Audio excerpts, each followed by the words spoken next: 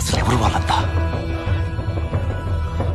కులం లేదు, మతం లేదు, భయం అసలే లేదు. ధైర్యం తప్ప ఏమీ తెలియని కళ్ళల్లో మొదటిసారి భయం పొరలు కమ్ముకున్నాయి.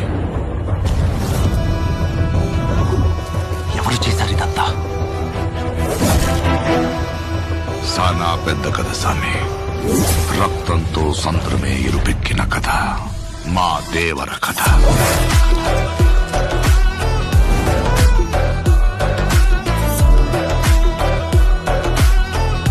మనిషికి బతికేంత ధైర్యం చాలు, చంపేంత ధైర్యం కాదు.